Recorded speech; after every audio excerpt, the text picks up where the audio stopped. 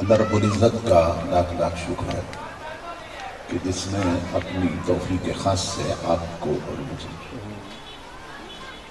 اپنی پاک بارگاہ میں حاضری کا شرف عطا کیا اور بارگاہ رسالت مآب صلی اللہ تعالیٰ علیہ وسلم بلہائے عقیدت پیش کرنے کی سعادت عطا فرمائی۔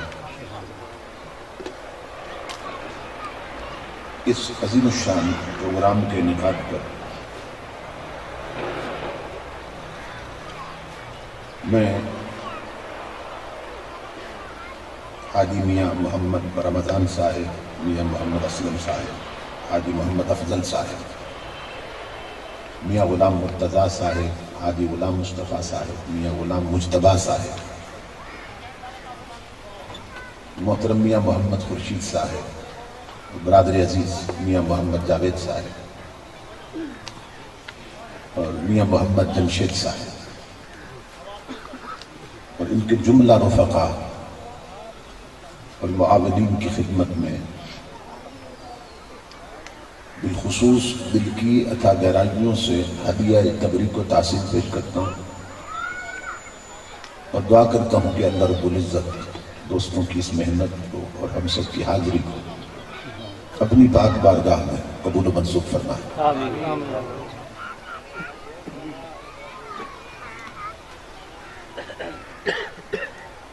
میں بار دیگر برادر عزیز میاں محمد جمشید صاحب کو شکر گزار ہوں کہ جن کے تبسم سے تاریخ کا تعین ہوا اور میں اس پاکیزہ مجلس تک پہنچا ہوں۔ خوش بخت اور خوش نصیب ہوتے ہیں وہ لوگ جنہیں اللہ رب العزت اس طرح کی پاکیزہ مجالس میں حاضری کا شرف عطا کرتا ہے۔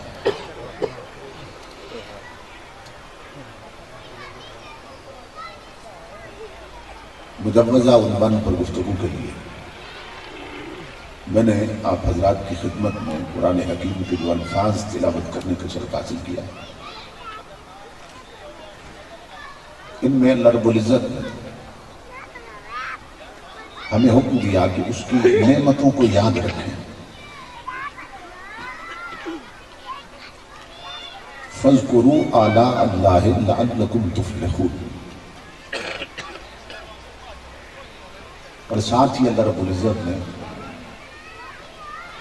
خبر دی کہ جو اس کی نعمتوں کو یاد رکھتے ہیں ان کے دونوں جہان سمجھ جاتے ہیں۔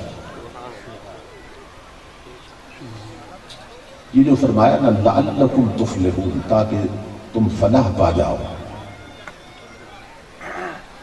علماء لغت کہتے ہیں کہ عربی زبان میں دونوں جہانوں کی کامیابی پہ دلالت کرنے والا فلاح سے بہتر کوئی لفظ نہیں ہے۔ اللہ رب العزت خبر دے رہا ہے کہ جو لوگ اس کی نعمتوں کو یاد رکھتے ہیں، اس کی نعمتوں کا ذکر کرتے ہیں، تو ایک ایسے راستے پہ چل پڑتے ہیں کہ ان کے دونوں جہان سمجھ جاتے ہیں۔ قرآن حکیم میں اور بھی کئی مقامات پہ اللہ رب العزت نے ذکر نعمت کا حکم دیا ہے۔ کہیں فرمایا اذکروا نعمتی التی انعمت علیکم، میری اس نعمت کو یاد کرو جو میں نے تم پہ کی ہے۔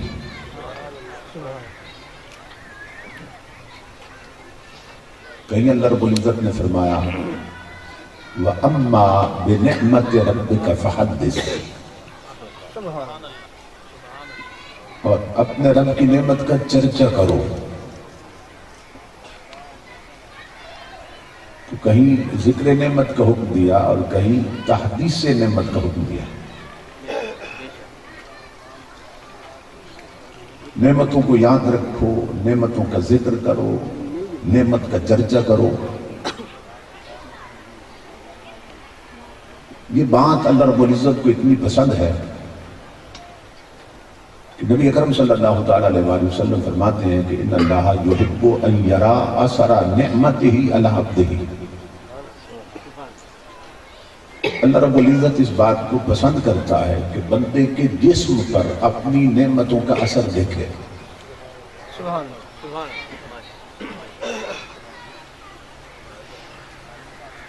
اسلام ایک کمپلیٹ کوڈ آف لائف ہے، مکمل ضابطہ حیات ہے۔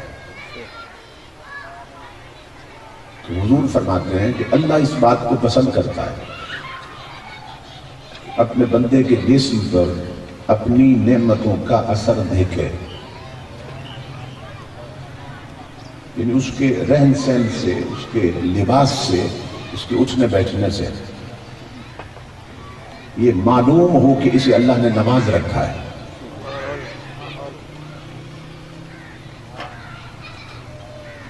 نبی اکرم صلی اللہ تعالی علیہ وآلہ وسلم نے ایک شخص کو دیکھا کہ جس کے بال الجھے ہوئے تھے اور گرد آلود تھے،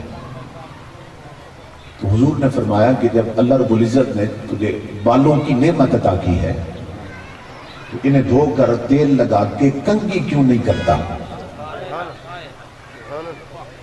یعنی یہ جو نعمت اللہ نے دی ہے اسے بھی سنوار۔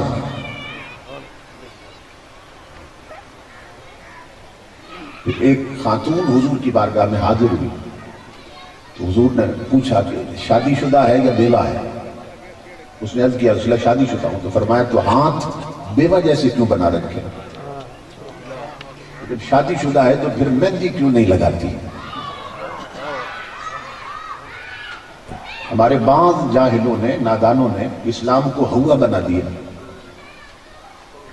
کہ شاید اسلام میں ان چیزوں کا تصور نہیں ہے۔ جتنی وسعت اسلام میں ہے اور جتنا حسن اسلام میں ہے کسی اور مذہب میں نہیں ہے۔ ام المومنین حضرت عائشہ صدیقہ فرماتی ہیں رضی اللہ تعالیٰ کہ حضور کو جب لوگ ملنے آتے ہیں وفود کی شکل میں، آپ فرماتے عائشہ آئینہ لاؤ اور کنگھی لاؤ۔ تو علیہ السلام کنگھی منگواتے، آئینہ منگواتے اور پھر عطر منگواتے، خوشبو منگواتے۔ اور کبھی اگر آئینہ نہ ملتا تو پھر حضور پانی کے مٹکے کے پاس چلے جاتے، اس کی چپنی اٹھاتے اور اندر جھانکتے حضور پانی میں، اور اپنا عکس مبارک دیکھ کے نہ پھر اپنی پگڑی مبارک کو سیدھا درست کرواتے۔ سبحان اللہ، داڑھی مبارک پہ ہاتھ، سبحان اللہ، نعرہ تکبیر، اللہ اکبر، رسالت، یا رسول اللہ، یا رسول اللہ، یا رسول اللہ، سبحان اللہ۔ تو میں نے عرض کیا یا رسول اللہ لوگ ملنے آتے ہیں تو آپ بھی یہ کرتے ہیں؟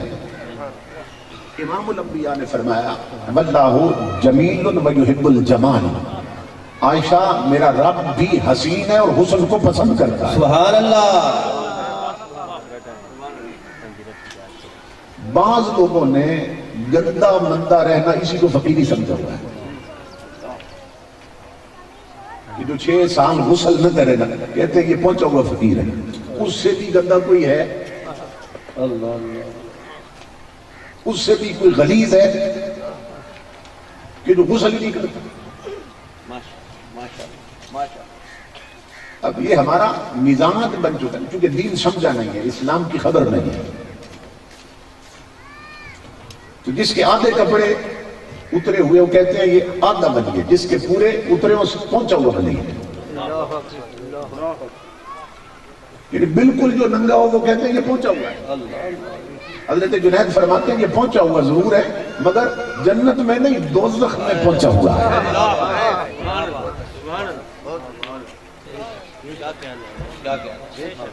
شریعت کو سمجھنا ہے۔ مجھے خوشی ہے کہ ماں بہن بیٹیاں بھی تشریف فرما۔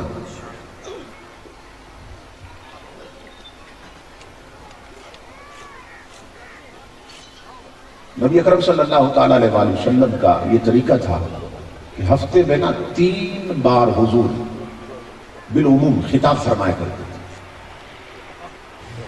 ہفتے میں 3 دن حضور خطاب فرماتے تھے، سبحان اللہ۔ یعنی یوں کہہ لیں کہ ہفتے میں 3 جلسے ہوتے تھے اور اس میں حضور خطاب فرمایا کرتے تھے۔ اور طریقہ یہ ہوتا کہ ہفتے میں 2 دن عورتوں سے خطاب فرماتے تھے۔ سبحان اللہ، یہ میری مائیں بہنیں بیٹیاں سنیں، ہفتے میں 2 دن عورتوں سے خطاب فرماتے تھے اور 1 دن مردوں سے خطاب فرماتے تھے۔ اس سے اندازہ ہوتا ہے کہ حضور کی نظر میں عورتوں کی دینی تربیت کتنی ضروری تھی. سبحان اللہ. نعرہ تکبیر، نعرہ رسالت، نعرہ خلافت، نعرہ حیدری. پوری دنیا کے تھنکرز، مفکرین، جس میں غیر مسلم بھی شامل ہیں، وہ اس بات پہ متفق ہیں کہ جس سوسائٹی اور معاشرے کی عورت سمر جائے وہ معاشرہ سمر جاتا ہے، اور جس کی عورت بگڑ جائے وہ معاشرہ بگڑ جاتا ہے. اور اللہ رب العزت نے عورت کا مزاج ایسا بنایا کہ اسے اگر غلط ماحول مل جائے تو بہت جلدی بگڑ بھی جاتی ہے، اور اچھا ماحول مل جائے تو بہت جلدی سمر بھی جاتی ہے. آج میں نے اپنی ماؤں بہنوں بیٹیوں کو بھی کچھ سمجھا کے بھیجنا ہے، اس لیے بڑی توجہ سے میری گزارش سنیں. اللہ رب العزت نے فرمایا کہ اس کی نعمتوں کا ذکر کیا جائے، اس کی نعمتیں ظاہر ہوں. اب ایمان سے بچائیں کہ اچھا بنگلہ ہو، کوٹھی ہو، جو بھی اللہ کی نعمت ہے کہ نہیں؟ سبحان اللہ. زمینیں ہوں، جائیداد ہوں، اللہ کی نعمت ہے کہ نہیں؟ پوسٹ ہو، عہدہ ہو، تو یہ سب اللہ کی نعمتیں ہیں. تو یہ جو اللہ حکم دے رہا ہے کہ میری نعمتوں کا ذکر کرو، تو ہم انہی چیزوں کا تو ذکر کرتے رہتے ہیں. تو کیا اللہ کے حکم پہ عمل کر رہے ہیں؟ دیکھو نا، جب مرنے پہ یا شادی پہ برادری اکٹھی ہوتی ہے تو ہر کوئی بتاتا ہے دوسرے کو، میرے پلانٹ اتنے ہیں، میرے بنگلے اتنے ہیں، میری کوٹھیاں اتنی ہیں. عورتیں عورتوں کو بتاتی ہیں میرا زیور اتنا ہے، میں نے سوٹ اتنے بنوائے. انہی چیزوں کا تو ذکر ہوتا رہتا ہے. کوئی اپنے اونچے عہدے کی بات کرتا ہے، کوئی پوسٹ کی بات کرتا ہے، کوئی اپنے بینک بیلنس کی بات کرتا ہے. انہی چیزوں میں تو ہماری زندگی بیت رہی ہے، انہی کا ذکر ہو رہا ہے. تو کیا قرآن کی اس آیت پہ عمل ہو رہا؟ اللہ بھی تو فرما رہا ہے میری نعمتوں کا ذکر کرو. تو یہ جو ہم عہدوں کی بات کرتے ہیں، پلاٹوں اور بنگلوں کی بات کرتے ہیں، کوٹھیوں کی بات کرتے ہیں، زمینوں اور جائیداد کی بات کرتے ہیں، تو کیا اللہ کے اس حکم کی تعمیل ہو رہی ہے؟ نہیں ہو رہی. ذکر ہو رہا ہے، تعمیل کیوں نہیں ہو رہی؟ یہ تربیتی بات ہے. سنے سے امام الانبیاء کے غلام ہو، ہم ان چیزوں کا ذکر کرتے ہیں، صرف انٹینشن کا فرق ہے، نیت کا فرق ہے، نیت میں فتور ہے. ہم ان چیزوں کا ذکر کرتے ہیں فخر کے ساتھ. اللہ حکم دیتا ہے ان چیزوں کا ذکر کرو میرے شکر کے ساتھ.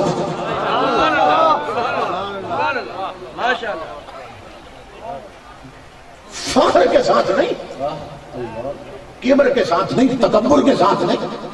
اللہ فرماتا ہے ان چیزوں کا ذکر کرو شکر کے ساتھ. سبحان اللہ. کیا بات ہے. یہ ذکر کرنے سے پہلے بتاؤ یہ چیزیں عطا کس نے کی ہیں. جب بھی کسی نعمت کی بات کرو دنیا کو بتاؤ کہ میں تو جب اس دنیا میں آیا تھا تو میرے جسم پہ تو کپڑے بھی نہیں تھے. آج کوٹھیاں پلاٹ اور جو بنگلے ہیں یہ سب اس کی عطا ہیں. بتاؤ دنیا. اور یہ جو آج میں بولتا ہوں اور سارے چپ کر کے سنتے ہیں، تو بتاؤ یہ جو میری بات کو اہمیت دی جا رہی ہے یہ سب اس کا کرم ہے. ورنہ میں تو جب پیدا ہوا تھا میں تو بول بھی نہیں سکتا تھا. اس گونگے کو بولنا اس نے سکھایا. دنیا کو بتاؤ. تو جب یوں بیان کرو گے نا تو عاجزی پیدا ہوگی. یہ بات سمجھ آ رہی ہے؟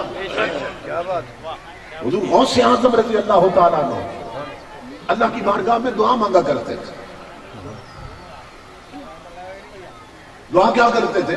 دعا کرتے مولا جب میں پیدا ہوا تھا تو میں گونگا تھا. یہ ہماری تربیت کے لیے. جب میں پیدا ہوا تھا میں گونگا تھا، تو نے مجھے بولنا سکھایا. ہم سب کو بولنا کس نے سکھایا؟ اللہ نے۔ کتنے ہیں کہ منہ میں زبان ہے مگر بول نہیں سکتے، پیدائشی گونگے ہیں، بول نہیں سکتے۔ تو دعا مانگتے، مولا جب میں پیدا ہوا تو میں گونگا تھا، تو نے مجھے بولنا سکھایا۔ اب اگلی بات سنیں، ساتھ ہی عرض کرتے چونکہ تو نے بولنا سکھایا گونگے کو، تو اب جب تک یہ زبان تیرے حق میں بولے تو اسے بولتا رکھنا، اور جس دن تیرے حق میں بولنا چھوڑ دے اسے پھر گونگا کر دینا۔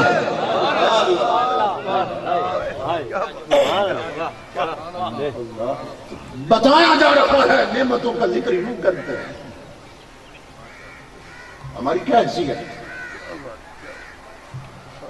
امام الانبیاء کے غلام ہوں، اس دنیا میں آئے تو جسم پہ کپڑے نہیں، اور اس دنیا سے نکلیں گے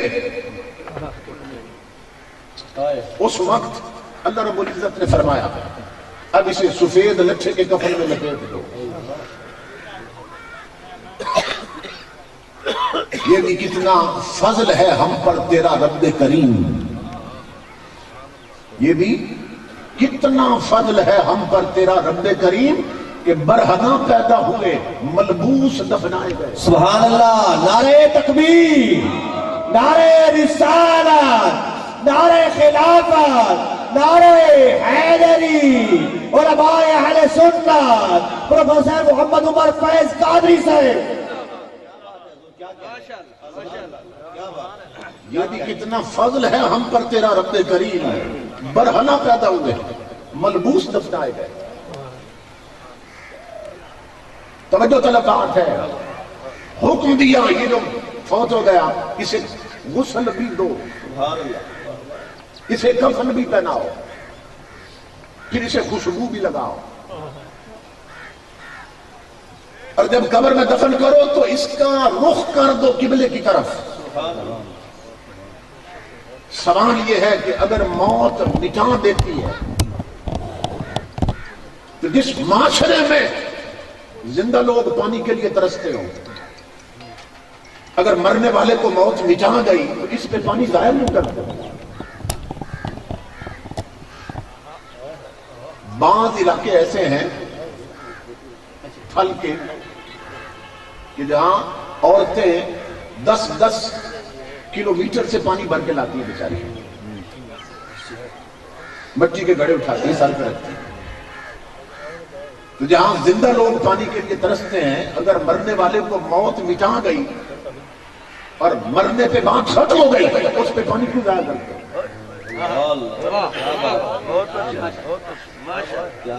جس سوسائٹی میں ہم ہیں اس میں غریبوں کی بیٹیوں کے ننگے سارے ہیں، جسم ننگے ہیں۔ جس معاشرے میں زندہ لوگ کپڑے کو ترستے ہوں، اگر مرنے والا مٹ گیا اس پہ کپڑا ضائع کیوں کر رہے ہیں؟ 22 گز لٹھے کا کفن کیوں ضائع کر رہے ہو اس پہ؟ اور میں اس پہ بھی ایک نکتہ عرض کروں، میں حیران ہوتا ہوں جب میں کچی آبادیوں میں جاتا ہوں نا تو جھگیوں سے، کچے مکانوں سے غریبوں کی بیٹیاں نکلتی ہیں، ان کے جسم بھی ننگے ہوتے ہیں، سر ننگے ہوتے ہیں۔ اور جب اسلام آباد اور بڑے شہروں کو دیکھتا ہوں تو وہاں بنگلوں اور کوٹھیوں سے امیروں کی بیٹیاں نکلتی ہیں، امیروں کی بیٹیاں، ان کے سر بھی ننگے ہوتے ہیں اور آدھے جسم ننگے ہوتے ہیں۔ غریب کی بیٹی جھگی سے نکلی ہے اس کا سر بھی ننگا ہے، غریب کی بیٹی بنگلے سے نکلی ہے اس کا سر بھی ننگا ہے۔ تو دونوں کا سر ننگا ایک وجہ سے نہیں، تو غریب کی بیٹی کا ننگا سر اس لیے ہے کہ غربت ہے، اور امیر کی بیٹی کا ننگا سر اس لیے ہے کہ بے غیرتی ہے۔ غریبوں کی بیٹیوں کے ننگے سر غربت نے کر رکھے ہیں، امیروں کی بیٹیوں کے ننگے سر ان کی بے غیرتی نے کر رکھے ہیں۔ غریبوں کے گھروں میں اس لیے کپڑا نہیں بیٹیوں کے جسم پہ کہ وہاں غربت ہے، دولت نہیں، غریبوں کی بیٹیوں کے جسم اس لیے ننگے کہ وہاں دولت نہیں، اور آج بازاروں میں امیروں کی بیٹیوں کے جسم اس لیے ننگے ہیں کہ ان بے غیرتوں کے پاس غیرت نہیں۔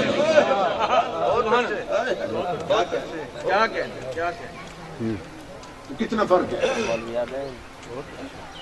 امام الانبیاء کے غلاموں، سوچنے کی بات یہ ہے اگر موت مٹا گئی تو پھر کیوں اس پہ لچھے کا کفن ضائع کر رہے ہیں؟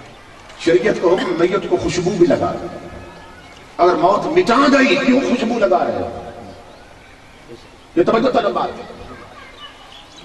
مگر اللہ کا حکم ہے اسے غسل بھی دو، اسے نیا لباس بھی پہناؤ، اسے خوشبو بھی لگاؤ، اسے قبر میں دفن کرو تو رخ کر دو قبلے کی طرف۔ کیوں؟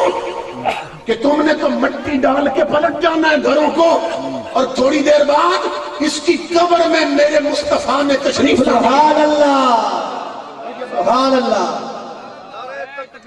اللہ اکبر، نعرہ رسالت، نعرہ رسالت، نعرہ رسالت، نعرہ حیدری۔ تم نے تو پلٹ آنا ہے، تم تو مٹی ڈال کے پلٹ آؤ گے۔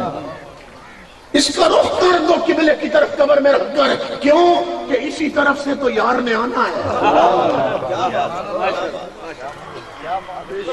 جو حفیظ جلندری مرحوم ہے نا، جنہوں نے پاکستان کا قومی ترانہ لکھا ہے، انہوں نے اپنی پوئٹری میں ایک سوال کیا تھا، حضرت شاہ نصیر الدین نصیر نے اس کا جواب دیا۔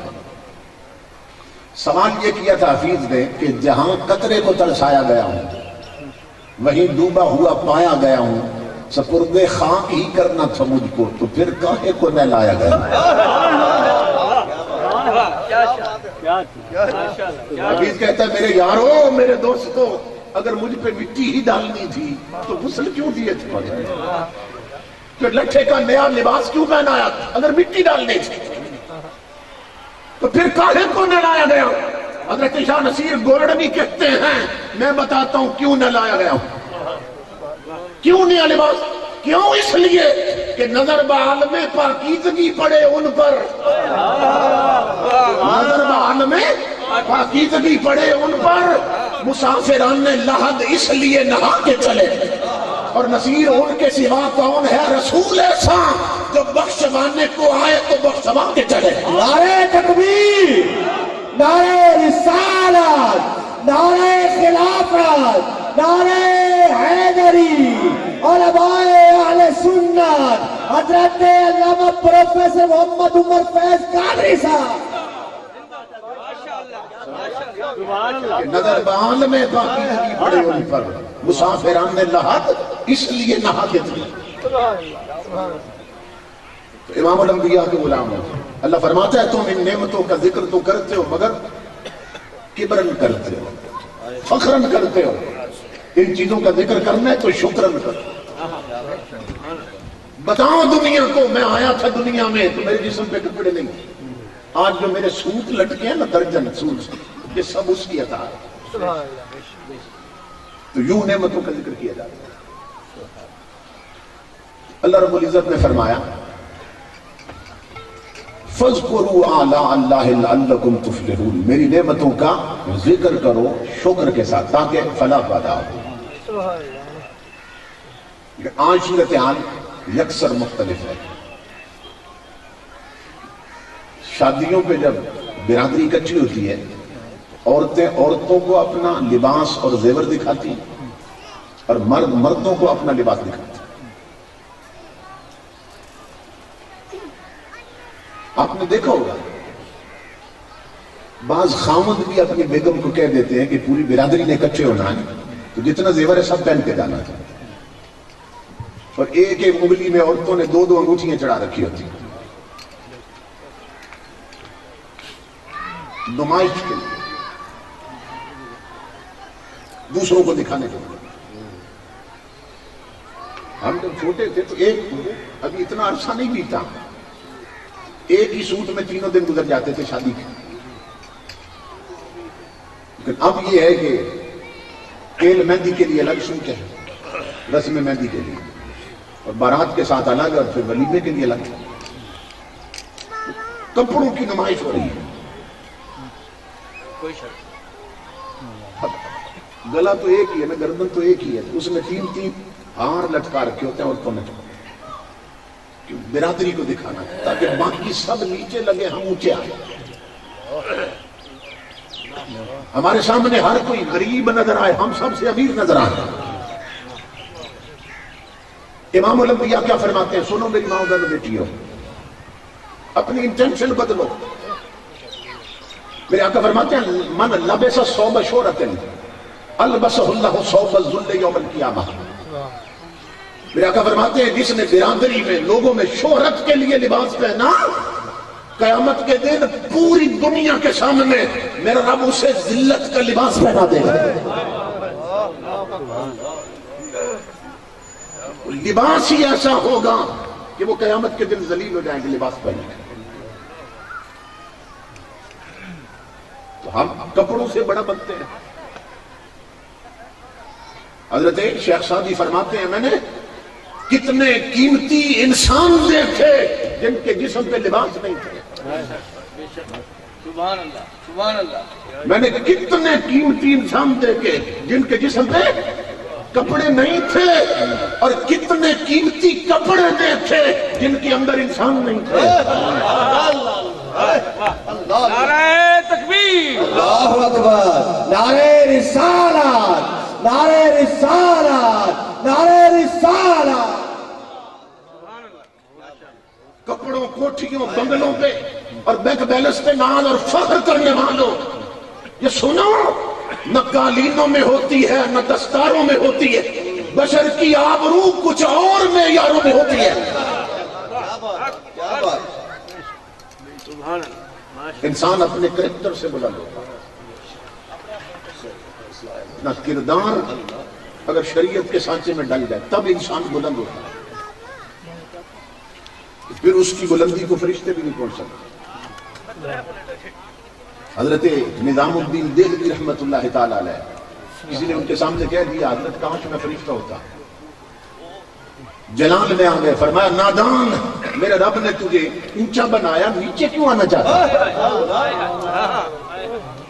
دیکھو نا ہماری سوسائٹی میں دیکھتے ہیں جو بہت شریف ہو، کہتے ہیں یہ تو جو فرشتہ صفت انسان ہے، فرشتہ کہہ دیتے ہیں نا، مگر جو جانتے ہیں انسانیت کا مقام کیا ہے، ان کا کہنا یہ ہے کہ فرشتہ مجھ کو کہنے سے میری تحقیر ہوتی ہے، فرشتہ مجھ کو کہنے سے میری توہین ہوتی ہے، کیوں؟ میں مسجود ملائک ہوں، مجھے انسان رہنے دو۔ میں مسجود ملائک، میں فرشتہ نہیں ہوں، میں تو اس آدم کی اولاد ہوں جسے فرشتوں نے سجدہ کیا۔ حضرت نظام الدین فرمانے لگے رب نے اونچا بنایا، نیچے کیوں آنا چاہتا؟ اس نے عرض کی حضور طلب اس لیے پیدا ہوئی، کاش فرشتہ ہوتا تو پھر آسمانوں کی سیر کرتا، پہلے آسمان پہ جاتا 7ویں تک کیونکہ وہ فرشتوں کے مقامات، تو میں اوپر جاتا۔ آپ نے فرمایا لگتا ہے تو ابھی محمد عربی کا غلام نہیں بنا، تجھے طلب ہے کہ میں اونچا جاتا فرشتہ ہوتا تھا، اور میں سن اللہ کی عزت کی قسم صرف جبریل فرشتوں کا سردار ہے، سب نوریوں کا ہیڈ ہے جبرائیل امین۔ فرمایا میں نے محمد عربی کی غلامی کر کے دیکھی ہے، اور جبریل کی پرواز مکان تک ہے، نظام الدین لا مکان تک جاتا ہے۔ سبحان اللہ، نعرہ تکبیر، اللہ اکبر، نعرہ رسالت۔ ہم اپنے نبی کے دیوانے، ہاتھ اٹھا کے ہم اپنے نبی کے، ہم اپنے نبی کے، لجپال نبی کے، لجپال نبی کے، غمخوار نبی کے، ہم نور نبی کے، نعرہ رسالت۔ تو ساری عزتیں ساری عظمتیں تو حضور کی غلامی سے ملتی ہیں۔ اپنے آپ کو دہلیز مصطفیٰ پہ فنا کر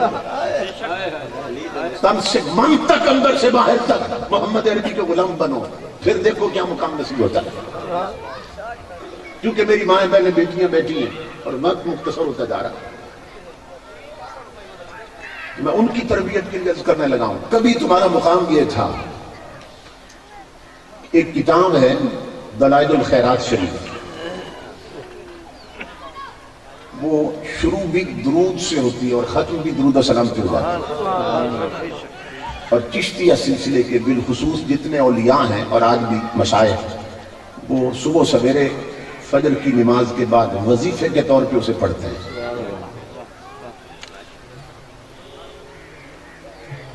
اس کے جو رائٹر ہیں وہ حضرت شیخ محمد بن سلیمان الجزولی رحمۃ اللہ تعالی، بہت بڑے اللہ کے ولی تھے، بہت بڑے عالم. انہوں نے وہ کتاب لکھی. تو کسی نے ان سے پوچھا آپ کو اس کتاب کے لکھنے کا خیال کیسے آیا؟ ایک ایسی کتاب لکھ دی جو ساری درود سے ہی بھری ہوئی ہے.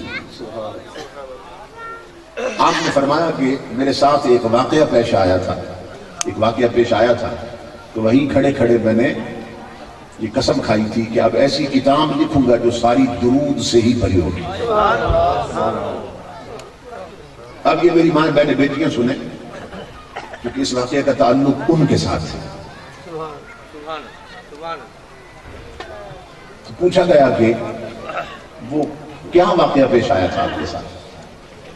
آپ نے فرمایا کہ میں ایک علاقے میں گیا اور میں نے زور یا عصر کی نماز پڑھنی تھی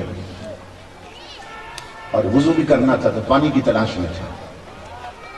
کافی دیر کے بعد تلاش کے بعد مجھے ایک کنواں نظر آیا. میں اس کنویں پہ پہنچا کہ پانی نکال کے وضو کر کے نماز پڑھا. تو جب وہاں پہنچا تو وہاں ڈول اور رسی نہیں تھی. پانی بہت گہرا تھا، نہ ڈول نہ رسی. اب میں پریشان ہو کے ادھر ادھر دیکھ رہا تھا کہ اب کنویں سے پانی کیسے نکالا. آپ فرماتے ہیں کہ یہ کنواں تھا اور کنویں کے ساتھ جڑواں کسی غریب کا کچا سا گھر تھا، کسی غریب کا مکان. اس کی چھت پہ نا 7-8 سال کی چھوٹی سی بچی کھیل رہی تھی، بیٹی کسی کی کھیل رہی تھی. میں ادھر ادھر دیکھ رہا تھا کہ اب پانی کیسے نکالوں. اس بچی نے کھیلنا چھوڑ دیا اور میری طرف دیکھا اور مجھے پوچھنے لگی من انت، کون ہے آپ؟ میں نے بتایا انا محمد بن سلیمان الجزولی، میں محمد بن سلیمان الجزولی ہوں. ان کے نام کا ڈنکا تو پورے مصر میں بجتا تھا. وہ بچی پوچھنے لگی کہ چچا کیوں پریشان کھڑے ہیں، چچا جان کیوں پریشان کھڑے ہیں؟ تو میں نے کہا کہ بیٹی میں نے وضو کرنا ہے اور نماز پڑھنی ہے تو کنویں پہ آیا ہوں تو ڈول اور رسی نہیں ہے، اب پریشان ہوں پانی کیسے نکالوں. محمد بن سلیمان الجزولی کہتے ہیں میری بات سن کر نا بچی ہنس پڑی. 6-7 سال 8 سال کی بچی تھی. بڑا فصیح جملہ کہا عربی زبان میں. آپ فرماتے ہیں وہ بولتی تھی تو لگتا تھا پھول جڑتے ہیں. مجھے کہنے لگی انت الذی یصنع علیک الخیر وانت تتحجر بما تخرج به الماء من البئر. کہنے لگی چچا بڑے افسوس کی بات، تیری ولایت کے ڈنکے بستیوں میں بج رہے ہیں اور کنویں سے پانی بھی نہیں نکلتا.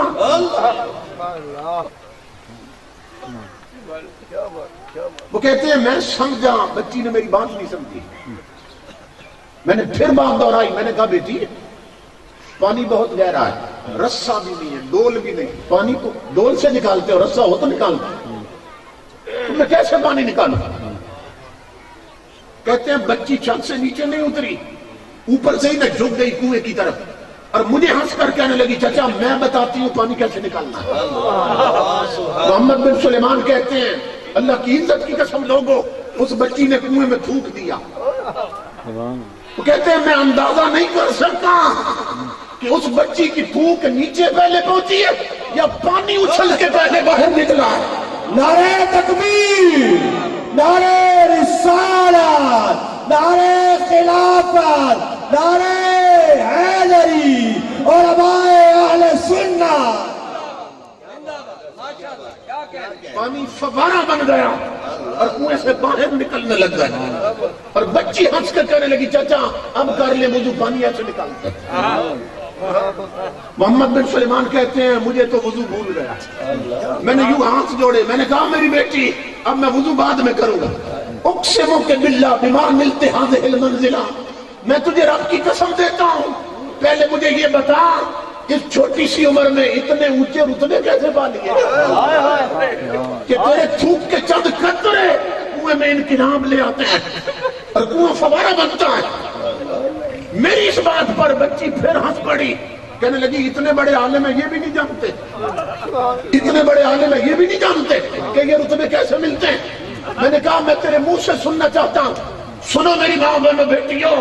وہ بچی کہنے لگی چچا پھر بتاتی ہوں رتبے کیسے ملتے ہیں۔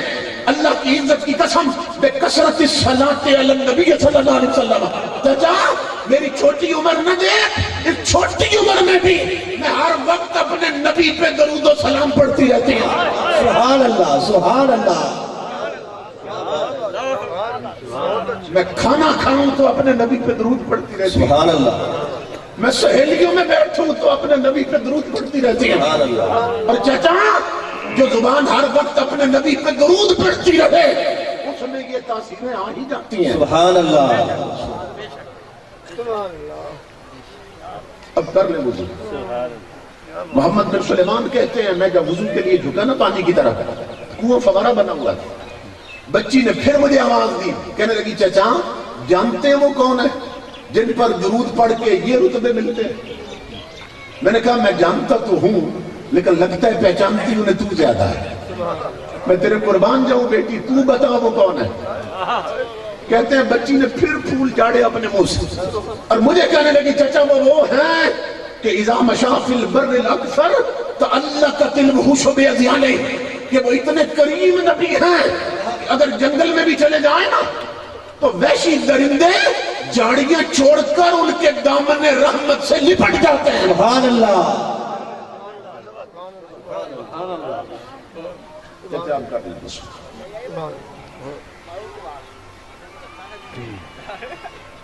آپ فرماتے ہیں میں نے وضو کیا اور وہیں کھڑے کھڑے میں نے قسم کھائی تھی کہ اب ایسی کتاب لکھوں گا جو ساری درود و سلام سے بھری ہوئی ہو۔ سبحان اللہ۔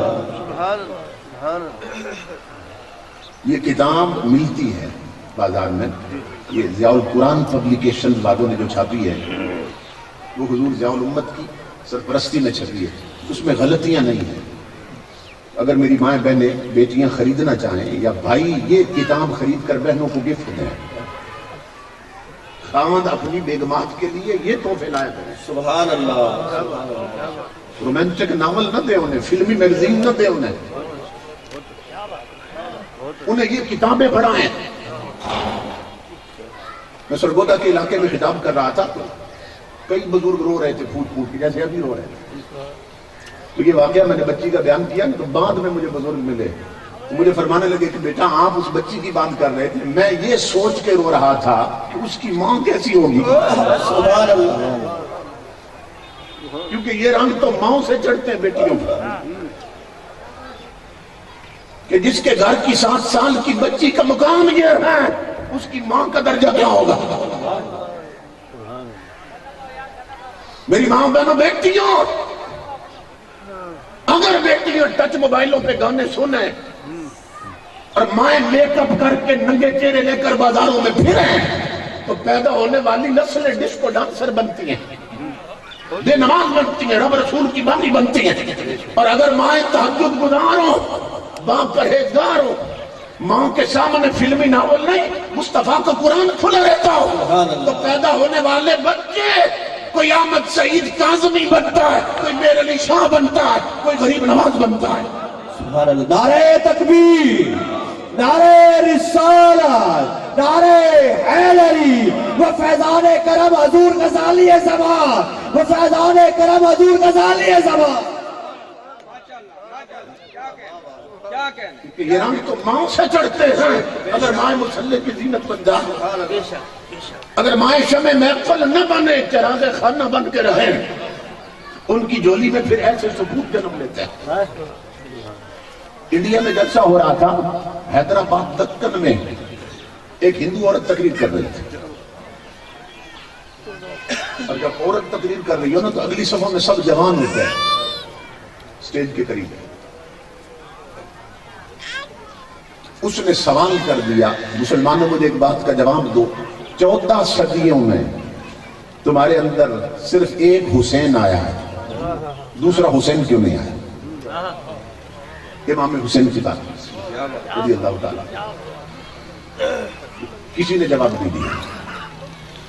وہ سمجھی کہ ان کے پاس جواب نہیں ہے، میں انہیں شرمندہ کروں مسلمانوں کو. اس نے تھوڑی دیر کے بعد پھر یہی سوال داغ دیا، مسلمانوں جواب دو، 14 صدیوں میں صرف ایک حسین کیوں پیدا ہوا؟ پھر کوئی نہیں بولا. اس نے تیسری بار جب سوال کیا نا تو جوان تو کوئی نہیں ہوتا. پیچھے کونے میں ایک بزرگ بیٹھے تھے، کھڑے ہو گئے، جن کی آنکھوں میں حسن مصطفیٰ کا جلوہ تھا، سبحان اللہ، جن کے سینے میں عشق نبی کا سمندر تھا. سبحان وہ اللہ. کھڑے ہو گئے. آواز دی، ہندو بیٹی تو نے سوال بڑا عجیب کیا کہ 14 صدیوں میں صرف ایک حسین کیوں آیا؟ تو فرمایا اس کا جواب سن. جواب یہ ہے حسین آ سکتا ہے، فاطمہ جیسی ماں نہیں رہی. سبحان اللہ، حسین آ سکتا ہے، علی جیسا باپ نہیں ملتا. اگر باپ پبوں اور کلبوں میں بیٹھے بازاروں میں آوارہ گردی کریں اور مائیں گھر میں بیٹھ کر انڈیا کی فلمیں دیکھیں تو پیدا ہونے والے رب رسول کے باقی بنتے ہیں. اور اگر مائیں مسلح کی زینت بن جائیں اور ان کی زبان پہ ہر وقت مدینے والے پہ درود رہے تو پیدا ہونے والی نسل غازی اور نمازی بنتی ہیں. سبحان اللہ، سبحان اللہ. ماں باپ سے چڑھتا ہے. اس لیے میری ماں بہنوں بیٹیوں، اپنے کردار کو بدلو، اپنے گھر کے ماحول کو بدلو، اپنے انداز زندگی بدلو. کہ یہ جو کلچر ہم اڈاپٹ کر رہے ہیں، یہ انگریزوں کا کلچر، یہ ہندوؤں کا کلچر، یہ دوسروں کی تہذیب و تمدن، یہ ہمارا الیکٹرانک میڈیا اور پرنٹ میڈیا، یہ 24 گھنٹے بے حیائی مسلط کر رہا ہے. اس نے ہماری منزلیں گم کر دی ہیں. میں انگلینڈ کے دورے پہ گیا، وہاں جو آکسفورڈ یونیورسٹی ہے، مشہور یونیورسٹی، آکسفورڈ کے شہر میں میرا خطاب تھا. تو میں نے انہیں کہا، جنہوں نے مجھے انوائٹ کیا تھا، کہ میں وہ آکسفورڈ یونیورسٹی دیکھنا چاہتا ہوں. انہوں نے بتایا کہ وہاں پہنچنے تک شاید وہ بند ہو جائے. میں نے کہا چلو میں اس کے در و دیوار دیکھ لوں گا. یہاں قلندر لاہوری اقبال آتے تھے، میں ذرا دیکھنا چاہتا ہوں، اس کی بلڈنگ ہی دیکھ لیں گے. تو مجھے لے گئے. ہم نے اس کی بلڈنگ باہر سے دیکھی کیونکہ کلوز ہو چکی تھی. انہوں نے بتایا کہ یہاں جسٹس ضیاء الامت پیر کرم شاہ الازہری تشریف لائے تھے، جنہوں نے 5 جلدوں میں تفسیر ضیاء القرآن لکھی ہے، قرآن پاک کی تفسیر، اور 8 جلدوں میں ضیاء النبی لکھی ہے، حضور کی سیرت پر کتاب. وہ تشریف لائے.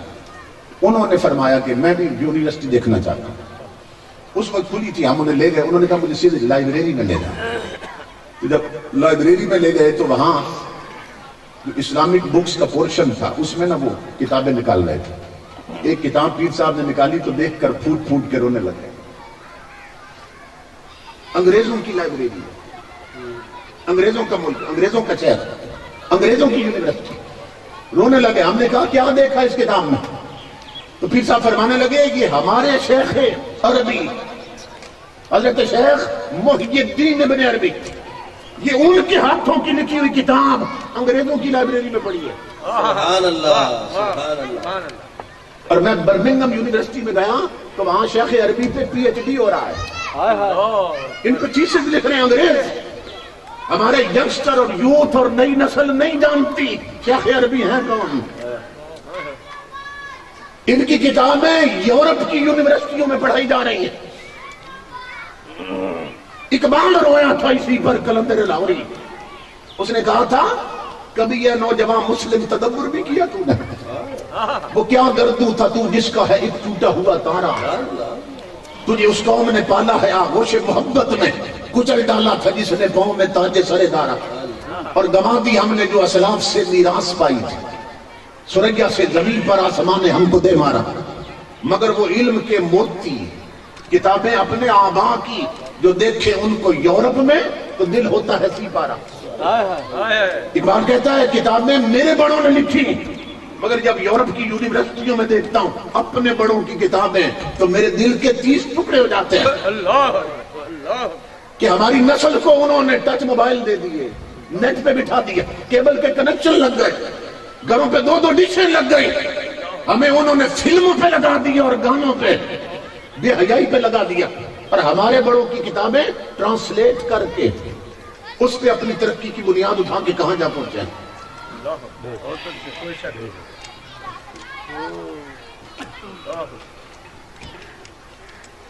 مگر وہ علم کے موتی کتابیں اپنے آپ آتی، وہاں ان کی کتاب پڑھی ہے حضرت شیخ محی الدین ابن عربی، اور یہ ہیں کون؟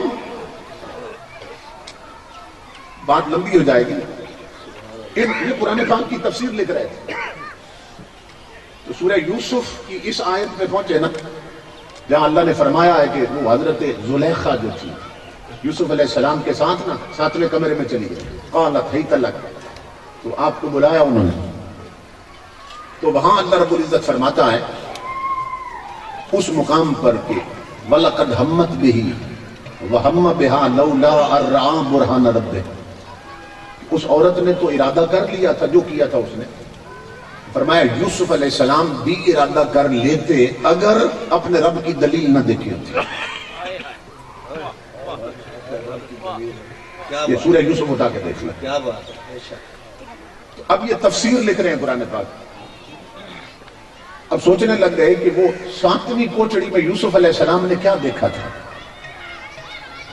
جب باقی تفسیروں کی طرف توجہ کی تو کسی نے لکھا ہے کہ 7ویں کوٹڑی میں حضرت جبرائیل امین سامنے آ گئے تھے اور اشارہ کر رہے تھے کہ نبوت کی چادر پہ داغ نہ لگنے دینا، اور بعض نے لکھا ہے کہ حضرت یعقوب علیہ السلام سامنے آ گئے تھے جو آپ کے والد تھے، ہزاروں میل دور بیٹھے، اچانک سامنے آ گئے اور اشارہ کر رہے تھے بیٹا چادر پہ داغ نہ لگنے دینا۔ اور بعض تفسیروں میں ہے کہ اللہ رب العزت نے جس کنویں میں بھائیوں نے پھینکا تھا نا یوسف علیہ السلام کو، وہ کنواں سامنے کر دیا تھا کہ یوسف ہی سے یاد رکھنا، یہاں سے نکالا میں نے تمہیں۔ تو کوئی کچھ کہتا ہے کوئی کچھ کہتا ہے، تو آپ نہ تفسیر لکھ رہے تھے، یہ جن کی کتاب آکسفورڈ کی لائبریری میں پڑھی ہے تفسیر لکھ رہے تھے، سوچنے لگے اب میں کیا لکھوں کہ جبریل دیکھے تھے 7ویں کوٹڑی میں، یا یعقوب علیہ السلام دیکھے تھے، یا کنواں دیکھا تھا، میں کیا لکھوں؟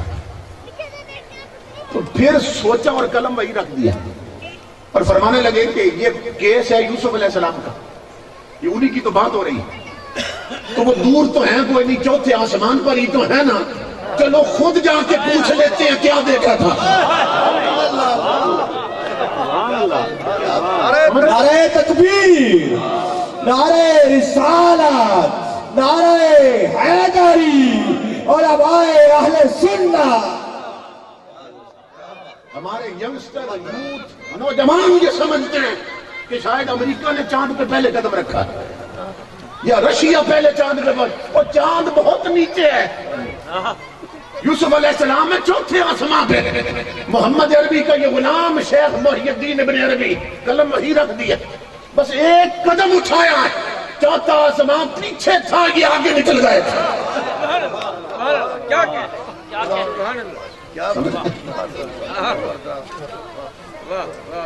امام الانبیاء کے غلاموں، یہ ان کے پاس چاند گاڑی کہاں سے آئی تھی؟ یہ وہی چاند گاڑی ہے جسے ہم نے گھر کی الماری میں بند رکھا ہے، جس کو قرآن کہتے ہیں، اور ہم رومانٹک ناول پڑھ رہے ہیں، فلمی میگزین پڑھ رہے ہیں، ہماری نئی نسل لڑکے ہیں یا لڑکیاں ٹچ موبائلوں پہ بیٹھی ہیں اور اپنی پرواز ختم کر بیٹھے ہیں۔ تو میری ماں بہنوں بیٹھی ہو، ان جلسوں کا مقصد یہ ہے اپنا کانٹا بدلو، اپنا رخ کرو حضور کی شریعت کی طرف۔ سبحان اللہ، سبحان اللہ، بے شک بے شک۔ اگر ان جلسوں کا یہ مقصد نہیں تو پھر کچھ مقصد نہیں۔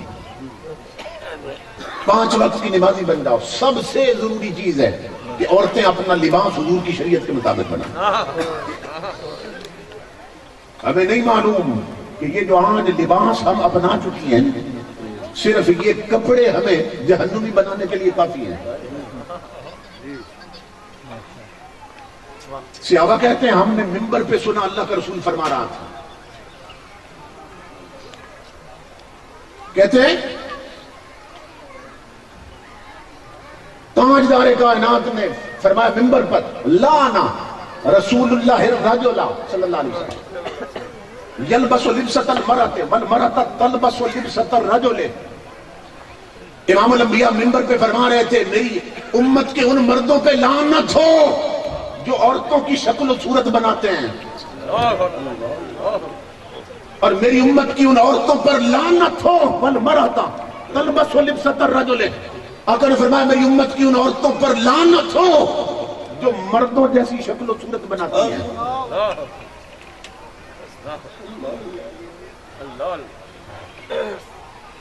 میرے جوان بھائیوں اور میری ماں بہنوں بیٹیوں، جس بد نصیب پر نبی کی لعنت پڑ چکی ہو اس کی زندگی میں رحمت اور برکت کہاں سے آئے گی؟ آج صورتحال یہ ہے کہ مرد عورتوں کی طرح لباس پہننے لگ گئے اور وضع قطع بنا لی، اور عورتیں مردوں کی طرح لباس پہننے لگ گئیں اور وضع قطع بنا لی. تو کس راستے پہ ہم چل رہے ہیں؟ آنکھ بند ہونے کی دیر ہے، قبر میں اترنے کی دیر ہے. قبریں منہ کھولے انتظار کر رہی ہیں اور سب مٹی ڈال کے گھر پر لٹائیں گے اور ہر کوئی اپنے عملوں کے عذاب میں جکڑا جائے گا. سیدنا صدیق اکبر کا دور تھا، ایک بندہ مر گیا تو اس کا جنازہ جب پڑھانے لگے میت آگے پڑی تھی. لوگوں نے محسوس کیا کہ اس کا کفن ہل رہا تھا، کفن حرکت کر رہا تھا. تو وہ قریب ہوئے، جب کفن ہٹایا کہ کیوں حرکت کر رہا تھا، ایک بہت بڑا سانپ اس کی گردن سے لپٹا تھا اور اس کا خون پی رہا تھا. وہ کہنے لگے ڈنڈا لاؤ اسے مارے، یہ مصیبت کہاں سے آ گئی. تو جب سانپ کو مارنے لگے تو سانپ انسانی زبان میں بول پڑا کہ لگا مجھے نہ مارو، میں نہیں جاؤں گا. کیوں؟ اس لیے کہ میں خود نہیں آیا، بھیجا گیا. ان اللہ امرنی ان اعذبہ الی یوم القیامت. سانپ کہنے لگا میرے رب نے مجھے اس لیے بھیجا ہے کہ میں قیامت تک اسی طرح اس کو ڈنگ مارتا رہوں. وہ سمجھ گئے یہ تو رب کا عذاب ہے، انہوں نے ڈنڈے پھینک دیے. اب سانپ سے پوچھنے لگے کہ جب تو انسانی زبان میں بول ہی پڑا تو یہ بھی تو بتا ما خطا یا ہو، اس کے جرم کیا تھے، اس کے گناہ کیا تھے کہ ابھی قبر میں نہیں اترا اور عذاب پہلے شروع ہو گئے. تو سانپ کہنے لگا خطا یا ہو سلاس، اس کے 3 جرم تھے، 3 گناہ کرتا تھا. اب میں وہ بیان کرنے لگا. یہاں بیٹھا ہر شخص، ہر ماں بہن اپنے آپ کو دیکھے کہ ان 3 جرموں میں سے کوئی جرم ہم تو نہیں کر رہے. اگر کر رہے ہیں تو یا پھر سچی توبہ کر لیں یا پھر اس عذاب کے لیے تیار ہو جائیں. سانپ کہنے لگا پہلا جرم یہ تھا اذا سمع الاذان لا یجی الجماعت، کہ یہ آذان کی آواز سنتا تھا، مسجد میں نماز پڑھنے نہیں آتا تھا.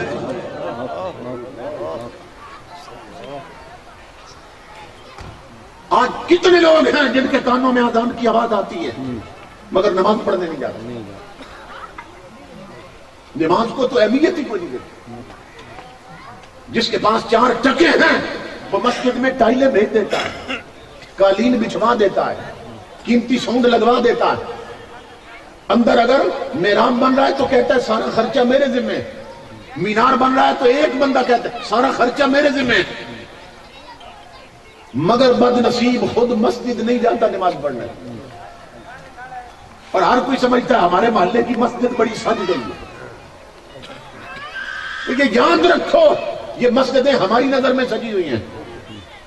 مدینے سے آواز آ رہی ہے مسجدوں کی زینت قیمتی قالین نہیں ہوتے، قیمتی ساؤنڈ سسٹم نہیں ہوتا، قیمتی ٹائلیں نہیں ہوتی، اور مسجدوں کی زینت نمازیوں کے جھکے ہوئے سر ہوتے ہیں. سبحان اللہ، بے شک بے شک. مسجدوں کی زینت تلاوت کرنے والی زبانیں ہوتی ہیں. مسجدوں کی زینت اس داتا کی بارگاہ میں منگتوں کے اٹھے ہوئے ہاتھ ہوتے ہیں. بے شک بے شک. مسجدیں ویران پڑی ہیں. میرے ابا جی رحمت اللہ علیہ فرمایا کرتے تھے ایک وقت تھا مسجدیں کچی تھی مگر نمازی بڑے پکے تھے.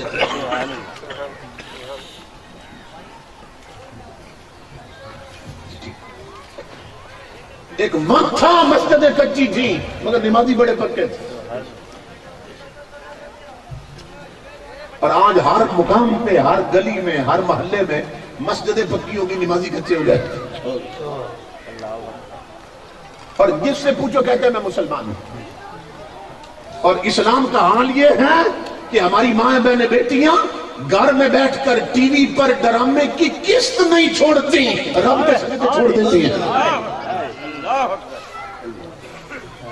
آج جمعے کے دن کرکٹ میچ آ جائے ٹی وی پر، ہمارے جوان کرکٹ میچ نہیں چھوڑتے، جمعے کی نماز چھوڑ دیتے ہیں۔ آج بوڑھے بوڑھے لوگ اڈوں اور ہوٹلوں پہ بیٹھ کر اپنی گپ شپ اور تاش کی بازی نہیں چھوڑتے، رب کی نمازیں چھوڑ دیتے ہیں۔ سانپ کہنے لگا پہلا جرم یہ تھا آذان سنتا تھا، نماز پڑھنے نہیں آتا، اور دوسرا جرم تھا لا یخرج الزکاۃ من مالہ، خدا نے اسے دولت دی تھی، صاحب ثروت بنایا تھا، مگر یہ اپنی دولت پر سانپ بن کے بیٹھا تھا، تجاری زکات نہیں دیتا تھا۔ اور سانپ کہنے لگا اس کا تیسرا جرم یہ تھا لا یسمع قول العلماء، یہ گویے سنتا تھا، گلوکار سنتا تھا، یہ فلموں کی طرز پہ پڑھنے والوں کو سنتا تھا، یہ نہیں سنتا تھا تو شریعت کے علماء کی تقریر نہیں سنتا تھا۔ کہتا تھا علماء تو بیکورڈ لوگ ہیں، اسے ان کی مجلس میں جانا آکورڈ لگتا تھا۔ سانپ کہنے لگا میرے رب نے بھیجا ہے قیامت تک اسی طرح میں اس کو ڈستا رہا ہوں۔ میری ماں بہنوں بیٹیوں، اپنے آپ کو شریعت کے راستے پہ چلاؤ۔ میں اتنے دور سے اس لیے نہیں بلایا گیا، یہاں آنے والے اکثر عوام کا چسکا دیکھ کے بات کرتے ہیں کہ جس پہ پھر دانت بھی ملے امداد بھی ملے۔ تو یہ حضور کی امت لٹ چکی ہے، جس قوم کی بہو بیٹیوں کے دوپٹے اتر جائیں وہ آباد نہیں ہوتی، وہ لٹی ہوتی ہے۔ جس قوم کے بازار اور مارکیٹیں آباد ہوں اور نمازوں کے وقت خدا کے گھر ویران ہو، وہ قوم لٹی ہوتی ہے، آباد نہیں ہوتی۔ جس قوم کے گھروں میں سامنے ٹی وی لگا ہو اور قرآن کہیں چھپا کے رکھا ہو، وہ قوم آباد نہیں ہوتی، وہ لٹی ہوتی ہے۔ اس لیے اپنا رخ کر لو حضور کی شریعت کی طرف، اندر سے باہر تک محمد عربی کے غلام بن جاؤ، اپنا لباس حضور کی شریعت کے مطابق بناؤ۔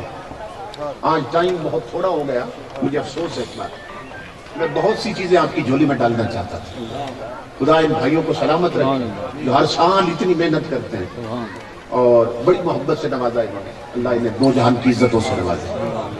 ظاہر ہے چونکہ وقت ہو رہا ہے میں اسی پہ اکتفا کرتا ہوں، موسم بھی خراب ہے۔ اللہ رب العزت سب کا آنا قبول کرے اور ہمیں دو جہان کی عزتیں، برکتیں، نعمتیں عطا فرمائے، شریعت پہ عمل پیرا ہونے کی توفیق سے۔ اللہم صلی علی محمد وعلی آل محمد وبارک وسلم۔ ربنا آتنا فی الدنیا حسنۃ وفی الآخرۃ حسنۃ وقنا عذاب النار۔ میرا اللہ سب کی حاضری قبول فرما، سب کے صغیرہ کبیرہ گناہ معاف فرما، سب کو لمبی عمر بالخیر عطا فرما، ایمان کامل پہ موت عطا فرما، موت، قبر، قیامت اور جہنم کے ہر عذاب سے محفوظ فرما، حضور کی شفاعت کبریٰ نصیب فرما، لواء الحمد کا سایہ عطا فرما، قرآن پڑھ کر سمجھ کر عمل کی توفیق عطا فرما، ہمارے معاشرہ کی خرابیاں دور فرما، ماؤں بہنوں بیٹیوں کو شرم و حیا عطا فرما، جوانوں کو دینی غیرت عطا فرما، سب کو قرآن پڑھ کر سمجھ کر عمل کی توفیق عطا۔ یہ میرے بھائی حاجی اسماعیل صاحب، یہ کہاں سے؟ راجن پور سے آئے ہوئے، اس مسجد میں راجن پور سے، بڑے بڑے دور سے ساتھی، اللہ تعالیٰ انہیں لمبی عمر بالخیر عطا فرما، ان بھائیوں کو قدم قدم پہ دو جہان کی عزتیں، نعمتیں عطا فرما، اور جن برادران نے، میاں برادری نے، جملہ برادران جنہوں نے سرپرستی کی، ہر سال پروگرام کرتے ہیں، میرے اللہ انہیں لمبی عمر بالخیر عطا فرما، دو جہان کی خوشیاں، سعادتیں، نعمتیں، برکتیں اور عزتیں عطا فرما۔ صلی اللہ علیہ حبیبہ محمد وآلہ وصحبہ۔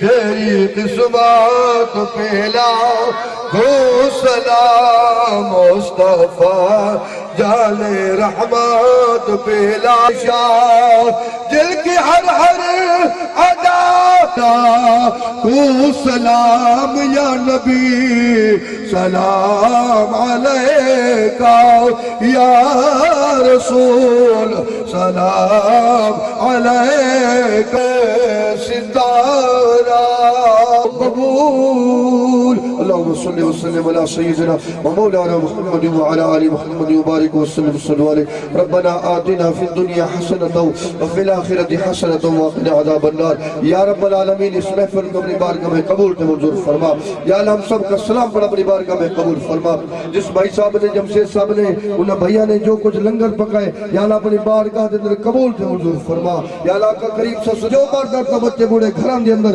ہسپتالوں دے اندر بیمار اللہ